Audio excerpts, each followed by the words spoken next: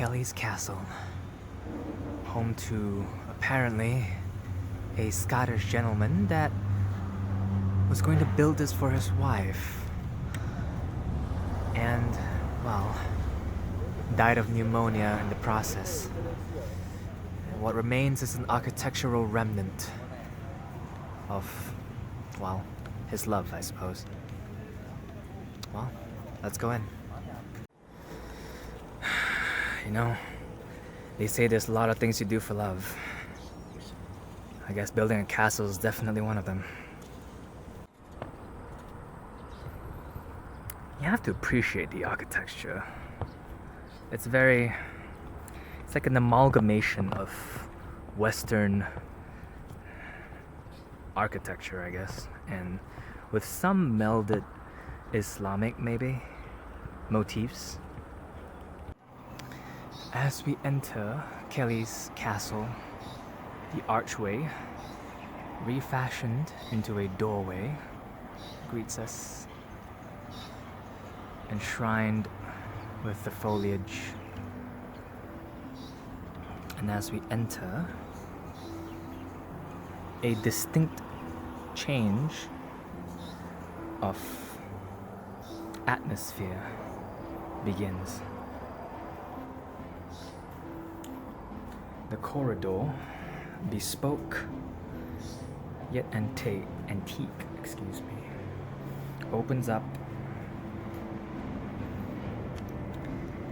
into what is apparently a hallway into a grand central area which is portended to house William Kellie Smith's various accoutrements. And as we turn, looking at the careful architecture that he has so meticulously planned, we see what would have been the living room, interconnected by two of them.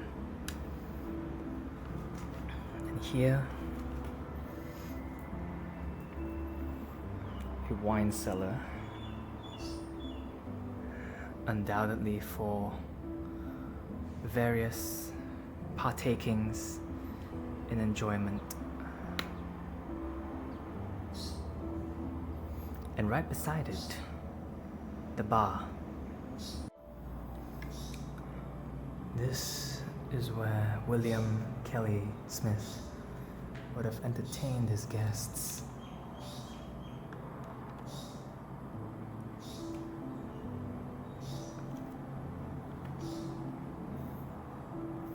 An intimate perusal of his own design. Coming in from the entrance from the bar,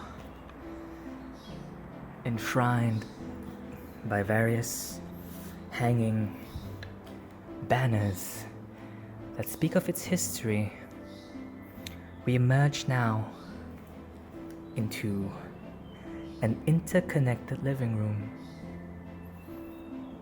This, in speculation, was where William himself would have lounged in time immemorial, with an eclectic and erratic taste in furnishings and furniture.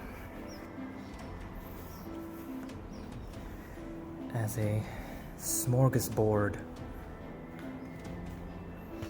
of various cultural pieces, such as Chinese ceramic ware, Lutheran poised shelves, British-inspired leatherback chairs,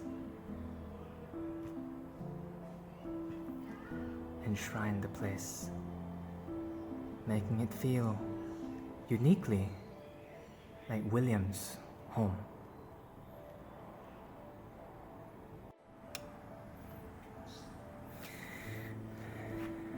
Entering the grand foyer,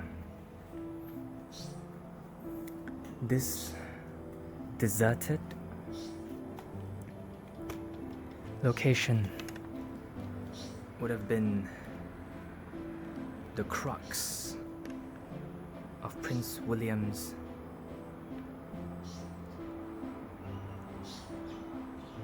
palace, castle,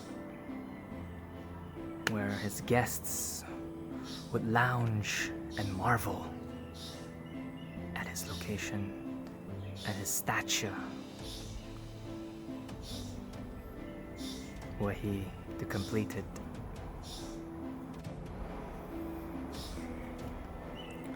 Walking across the gateway, we notice what seems to be the singing of fowl and what seems to be an office of various entryways. Choosing one, we are greeted with this sight.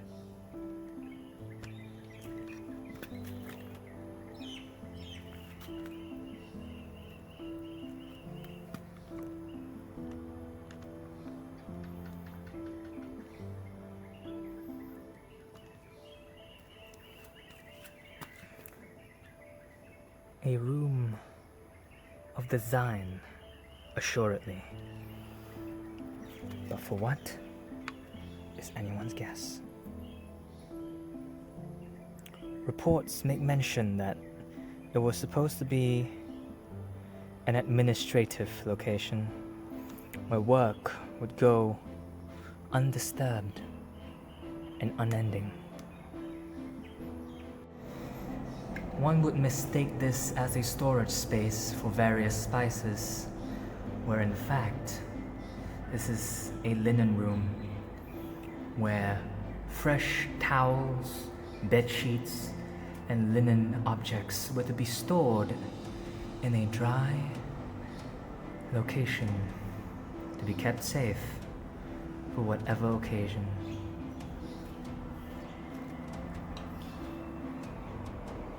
As it enshrines, apparently I love that word, the second floor. Coming up from the stairway, we see a balcony,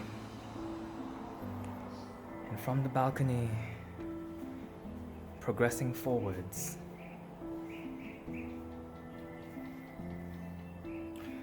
with the office space as our backdrop, we turn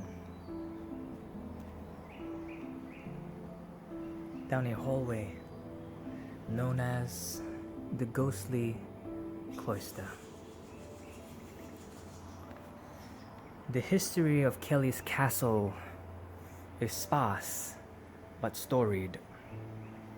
Reports of apparitions appearing in the dead of the night, witnessed by some and questioned by others.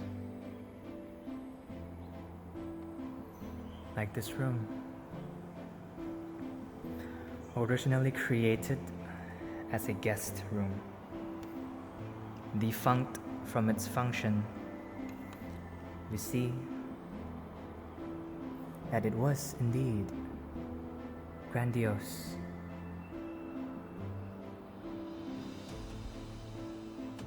Once.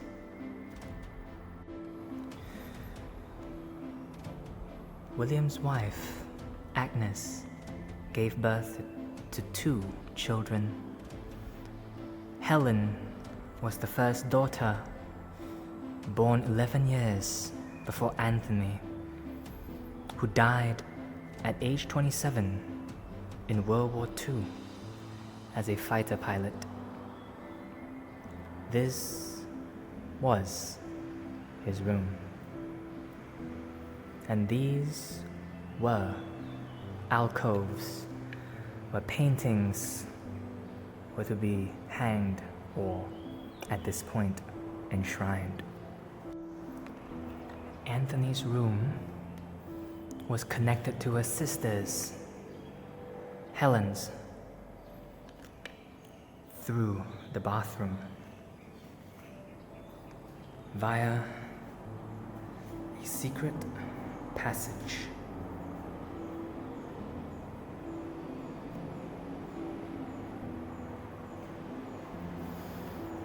William, for whatever unbespoke reason, was enamored with secret passageways. Excuse me.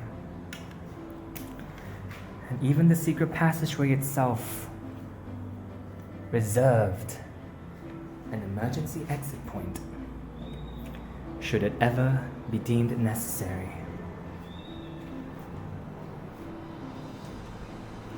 And from Anthony's wayward room as his life, we see now Helen's room in turn.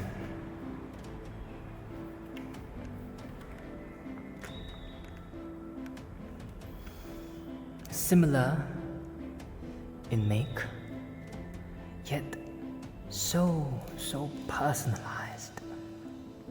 We can see that the floral outcroppings that encircle the top made it very clear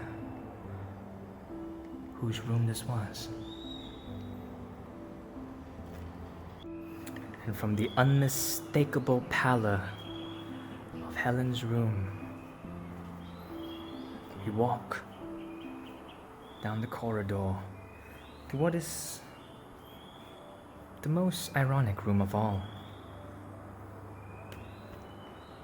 Kellie and Agnes's.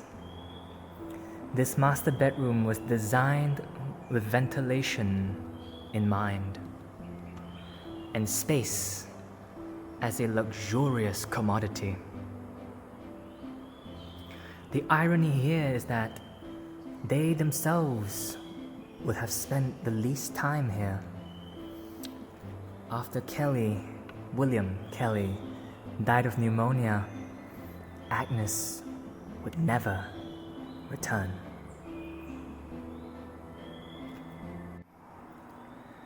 Walking through the soulless corridor, devoid of human presence, life is nonetheless present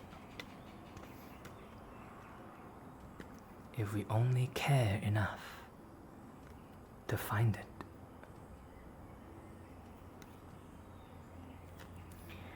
A duo of robin chicks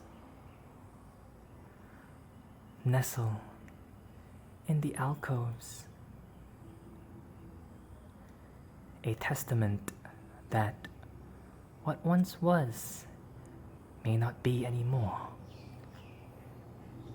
but say nothing about the possibilities that can ever be.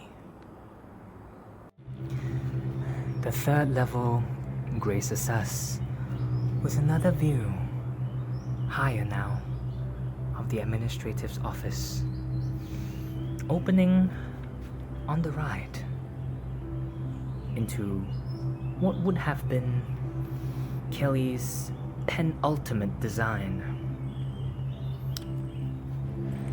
A pneumatic lift, ported to be the first of its kind in Malaya. This was, unfortunately, shortly before his death from pneumonia.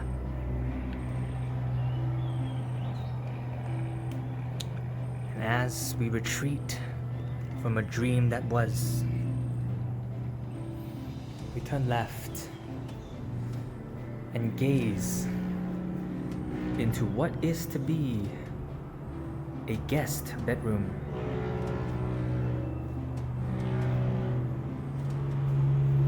Overlooking a moat.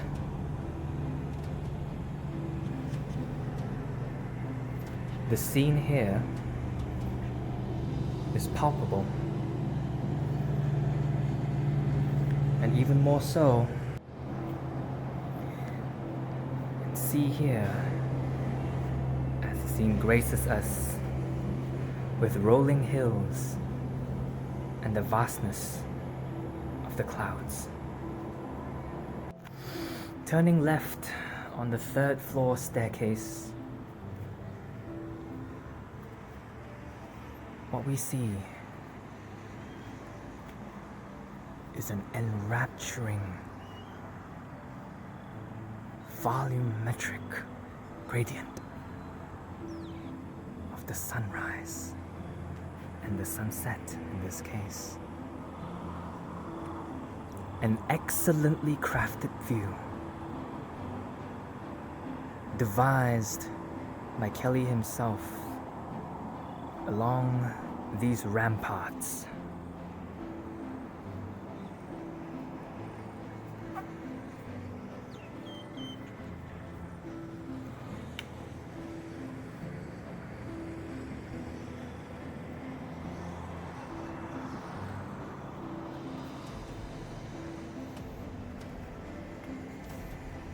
As we see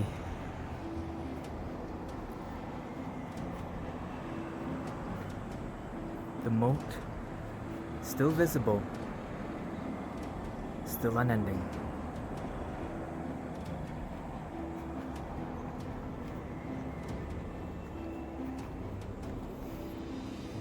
And towards the edge of said rampart, an outcrop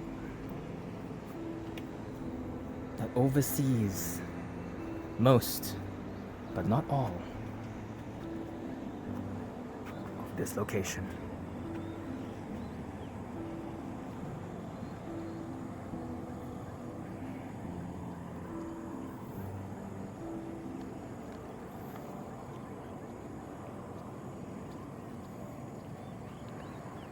A tree with its age impossible to tell from this distance is a testament to change and to persistence, or stagnation if you prefer. A stark reminder that time is both fleeting yet impenetrable, concrete yet abstract. As we approach cresting the apex of Kellie's castle, we once again witness one of the many reasons Kellie had decided to build a grandiose domicile in this particular region.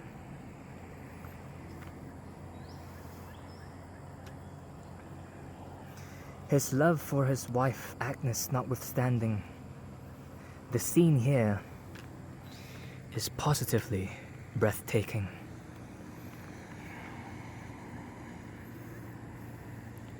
The houses that seem almost toy-like, small enough to pick up with a finger or two. Trees, indeterminate in size or amount, relegated to but dots, emerald dots, with only the distant clouds for any sort of measurement.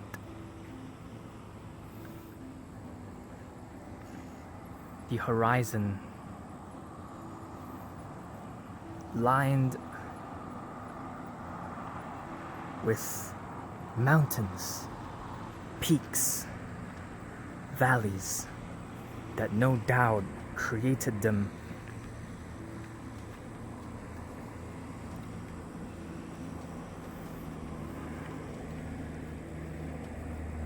Atop this crux of human architecture, of one man's trials, tribulations, destiny, or fate.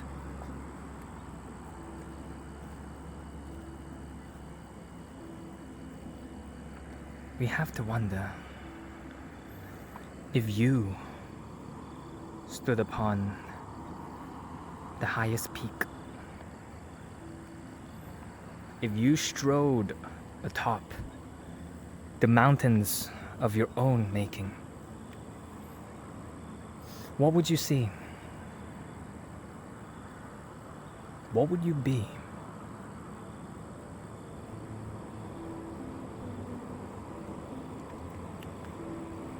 I don't know where I am. I don't feel like I'm atop a mountain at all. I feel like I'm in one of its valleys, deeply.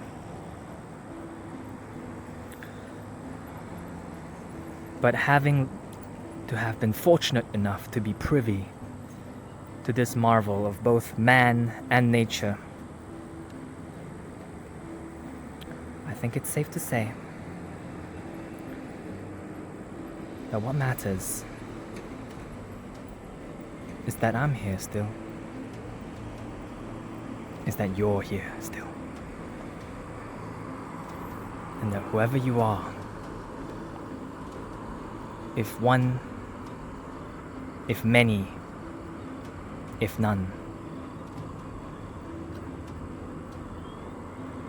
that you're sharing this moment with me.